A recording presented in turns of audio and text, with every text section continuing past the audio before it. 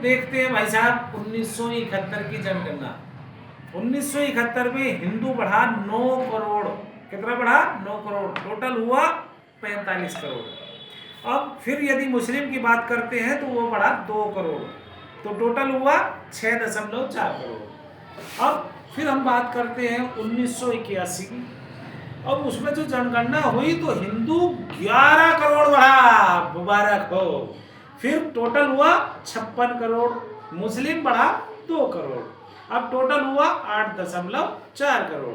फिर बात करते हैं हम यदि दूसरी एक और जनगणना हुई फिर 1981 में, तो उसमें हिंदू बढ़ा 13 करोड़, वाह मुबारक हो। अब यदि हम बात करते हैं हिंदू कितना हुआ टोटल 69 करोड़। अब यदि मुस्लिम की बात करते हैं तो 2 करोड़ बढ़ा कितना हुआ 10.4 करोड़ समथिंग। अब फिर 10 साल की बात करते हैं तो 2011 आता है तो उसमें बढ़ा 14 करोड़ हिंदू समाज। अब फिर बात करते हैं मुस्लिम की तो कितना बढ़ा 4 करोड़, तो यानी हिंदू हुआ अबाउट 84 करोड़ और मुस्लिम हुआ 14.4 करोड़।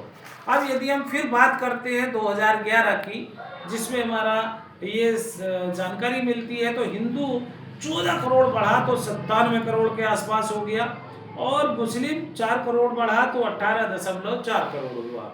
अब यदि हम बात करते हैं कि अब इस वाली जो जनगणना इसके बाद की होनी थी तो कोरोना लगा दिया गया, फार्मूला मिल गया, कोरोना लग गया, कुछ काम नहीं हो सकता, तो लोगों की रोजी रोटी जो थी वो बिल्कुल क्रॉस हो गई, और रोज आदमी जो है भूखमरी की कगार पे आया, उसको न किराया दिया गया न भाड़ा दिया गया, और कहा अपनी मर्जी से अपने गांवों में लौट जाओ। यानी जहां जो कोई काम कर रहा था उसको घर खाली करने पड़े, अपने बीवी बच्चों को लेकर के पैदल यात्राएं हो गई। और अभी यदि फिर बात करते हैं जब चुनाव आता है वो षड्यंत्र रचा जाता है, तो महिलाओं के अकाउंट में 10-10 हजार रुपया डाल दिया जाता है, और जबकि चुनाव आयोग की यदि हम बात करते हैं तो चुनाव के टाइम में वो पैसा नहीं डाला जा सकता, कोई भी सुविधा शुल्क नहीं दिया जा सकता, कोई भी परिवार को जनता को सुविधा के लिए पैसा नहीं बांटा जा सकता। तो बिहार चुनाव अभी इसी का उदाहरण है। अब उसमें वोट कैसे होनी, ईवीएम की चोरी। अब आता है एसआईआर का टाइम चल रहा है। अब एसआईआर की जब बात करते हैं तो बहुत सारे बीएलओ जान दे देते हैं, मरने की खबरें चल रही हैं। बीएलओ पर इतना प्रेशर है कि दलितों की वोट काटो, मजलूमों की, दबा कुचला वर्ग की वोट काटो, जो बीजेपी के पक्ष में नहीं है उसकी वोट काट दो, मुस्लिम की तो बिल्कुल काट दो।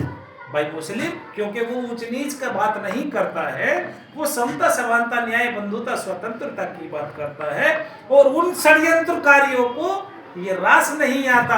मैं बहुजन मुक्ति पार्टी से राजुद्दीन गादरे मैं कहता हूं कि हमारा समाज में जो ये षड्यंत्र चल रहा है, हमारे देश में संवैधानिक पदों पर बैठ करके संविधान की शपथ लेकर के संविधान के खिलाफ काम कर रहे हैं, क्या उनको हक अधिकार है कि जिनकी वोट लेकर के तुम उस गद्दी पर बैठे हो, तो वो क्या हम उसको ही जिस जनता के लिए हम बैठे हैं, क्या हम केवल पाखंडियों ने हमें वोट दी? नहीं। यदि मुझे आपने वोट दी तो क्या मैं आपका ही कोई प्राइम मिनिस्टर या सीएम, मुख्यमंत्री या मंत्री नहीं बनूंगा, या विधायक नहीं बनूंगा, या सांसद नहीं बनूंगा? सभी जितनी भी जनता होगी टोटल उस एरिया में, सभी का विधायक बनूंगा, सभी का सांसद बनूंगा, सभी का सीएम बनूंगा, सभी का प्राइम मिनिस्टर बनूंगा। तो इन देश के जो घोर अपमान कर रहे हैं जनता का, उनसे पूछा जाए कि आप कौन से संवैधानिक पद पर बैठ करके कौन से संविधान से काम कर रहे हो, कौन से संविधान से न्याय चला रहे हो? बुलडोजर चला दिए जाते हैं एक वर्ग विशेष को देख करके। अफसोस है कि कानून की धज्जियां उड़ा रहे हैं, ऐसे रोजी रोटी दे न सके जो वो सरकार निकम्मी है, और जो सरकार निकम्मी है वो सरकार हमें तुरंत बदलनी है। आओ हमारे साथ में एकजुट होकर के बात करें सबके हक अधिकार की।